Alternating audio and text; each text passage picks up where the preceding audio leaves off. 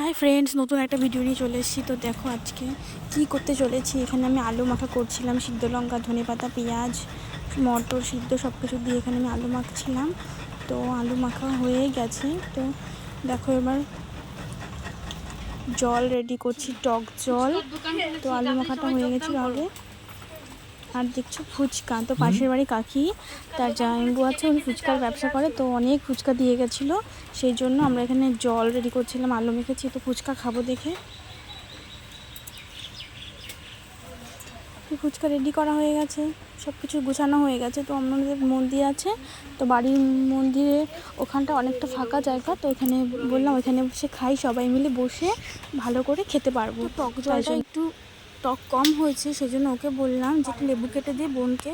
তো বোন লেবু কেটে দিচ্ছিলো, আর টক জলে লেবু দিলে খুব ভালো লাগে। তো আমরা সবাই মিলে খেতে বসে পড়েছি। তো ফুচকা খাবো। তো আমি দেখো সবাইকে খেতে দিচ্ছিলাম। জল পড়ছে শুধু, ধরে নি বাটিগুলো উঁচু করে ধরলে কিন্তু পড়ে না, জানিস? তোরা নিতে পারিস। ফুচকা কেমন হচ্ছে? কেমন হয়েছে ফুচকা অর্পণ? নে বাটি নে আমি ফুটো নিয়ে আগা বাটি আগা তোর কি তো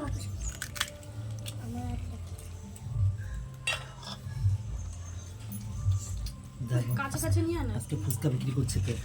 ফুচকা বিক্রি করছি আমি, অনেক টাকা কামাবো। প্রথমবার নতুন ব্যবসা চালু করেছি, বাড়িতে বসে ফুচকা। যে খেয়েছে বাড়িতে কিন্তু টাকা নিয়ে আসবো বলে দিলাম। প্রথম কাস্টমার। আমি টাকা দেবো না। তুমি কি দেবা? তুমি চুমা দেবা?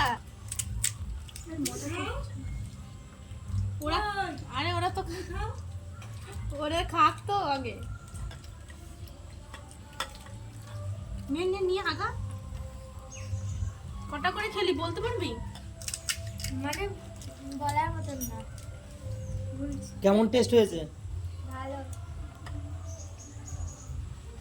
এই সবাইকে সমান দিয়েছি তো?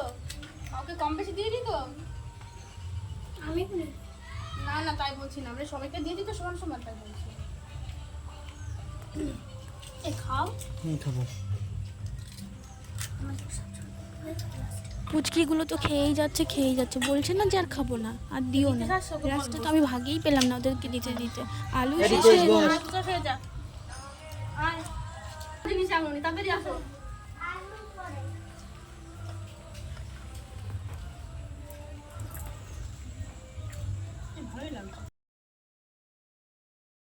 তো আমাদের ভিডিওটা যদি তোমাদের ভালো লেগে থাকে তো লাইক আর শেয়ার করে দিও, কমেন্ট করে দিও।